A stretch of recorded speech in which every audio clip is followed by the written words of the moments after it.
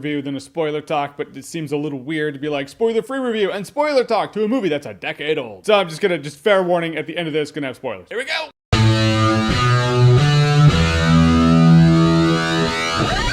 Harry Potter and the Goblet of Fire. So Harry Potter and the Goblet of Fire is Harry Potter's 4th year at Hogwarts. The Death Eaters, which are the Voldemort lackeys or the Voldemort supporters, they seem to be getting a bit gutsy, like something's going down. This all happens when Hogwarts is hosting the Triwizard Tournament. That's when 3 schools in all, including Hogwarts, so 2 other schools, that come to Hogwarts to take part in this Triwizard Tournament. Eternal glory awaits the winner of the very dangerous Triwizard Tournament. Harry Potter's too young to compete in the Triwizard Tournament, nor does he want to compete. He doesn't want glory, and then the Goblet of Fire is just just coughs out his name, and of course it's like, Harry Potter how? But it's a binding magical contract. Now Harry has to compete in the Triwizard Tournament. And there's a lot to like about this chapter in Harry Potter's world. As the kids are getting older, the characters are getting older, the story is progressing, it's getting a bit darker. There are steps taken in here, things happen in here other Harry Potter stories have not shown yet. And this gives Harry Potter, the character, and the world a lot of flavor. You also really get the feeling that Harry Potter is ill-equipped to be in here. He is too young to be in this competition, yet he is in this competition. In the first trial, you don't see how the other 2 competitors actually get through. You just see what Harry Potter has to do, which he has to take on this dragon and steal its golden egg. And he has to outsmart this thing. It's kind of like when you're playing an RPG or an MMO and you're totally ill-equipped. You can't handle this boss, but you have to. So you try to clip around walls and cheap hit him, or maybe get up on a rock. Do your best to get the egg without him actually hitting you. Remember when you farmed the shock arrows in Breath of the Wild the first time?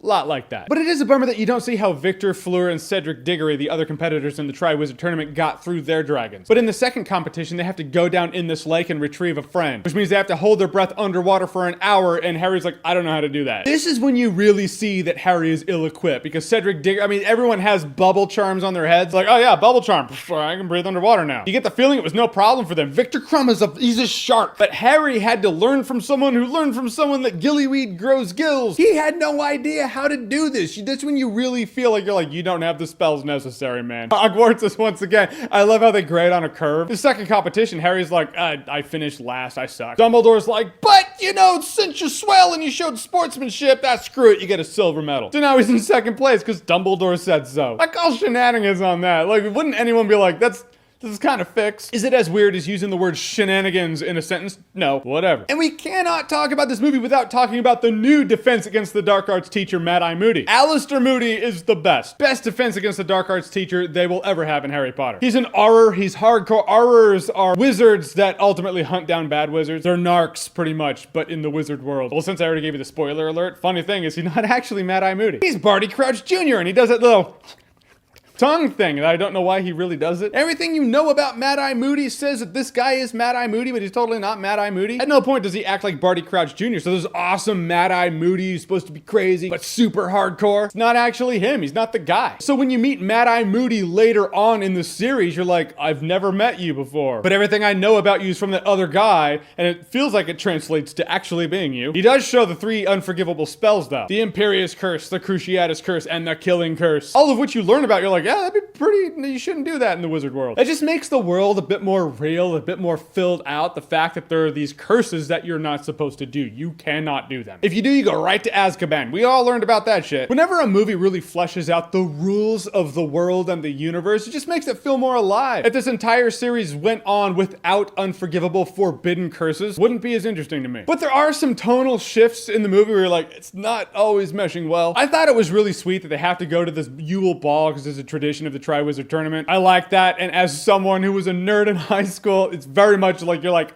getting a date sucks. The fact that they did that makes them one step ahead of me. However, Ron Weasley was a bit of a dick in this movie. He just was, to the point of unlikability. I know they're playing up the teenage angst thing, and they are at the age to where they need to do that. Ron's all pissed off at Harry because he feels like he's just Harry's sidekick. I do get it. But it just comes across as so petty when you're watching it. You're like, dude, you gotta get over it. And if it were just that, that would be enough. But then there's a scene where he has an exchange with Hermione at the ball, and he completely ruins her night. You're like, Ron, just go away. But he's his friend, so he keeps him around because friendship and friends, they're very important. But for this story, you just look at Ron, you're like, you're nothing but a hindrance in this one, man. I mean, even Neville Longbottom showed him how to breathe underwater. So even Neville, who is seen as a hindrance, is a likable hindrance who is contributing. Thus, he is not actually a hindrance. Ron's just being a pain in the ass in here. However, the last trial is this maze, and the maze is super claustrophobic. I love that about the maze. You're in there and you're like, I don't know. Should I look around corners? You don't know what's gonna happen. You don't know what's coming. The plants are alive. Deadly foliage is the scariest thing in the history of scary things because they're not alive until they are. But in the end, here come the real spoilers. In the end of it, Cedric Diggory and Harry Potter grab the Triwizard Cup. They're gonna be champions, and then it's a portkey, and they go to this graveyard where ultimately Voldemort comes back. We've seen Voldemort before in some weird shape or form. He's in the back of a head, or he's in Tom Riddle's diary, but we've never seen him come back. Now, my friends, the Horcruxes have done their job. They've done their part. His loyalists do their part. Bring the dude back. Voldemort and Harry have a bit of a showdown in the graveyard, and it's a taste of what's to come. You lick the frosting knowing that the cake and ice cream is coming in the next movies. Not before they kill the Spare. The Spare, Cedric Diggory. Yeah, for the first time in a Harry Potter film, a kid actually dies. Kids have been in danger.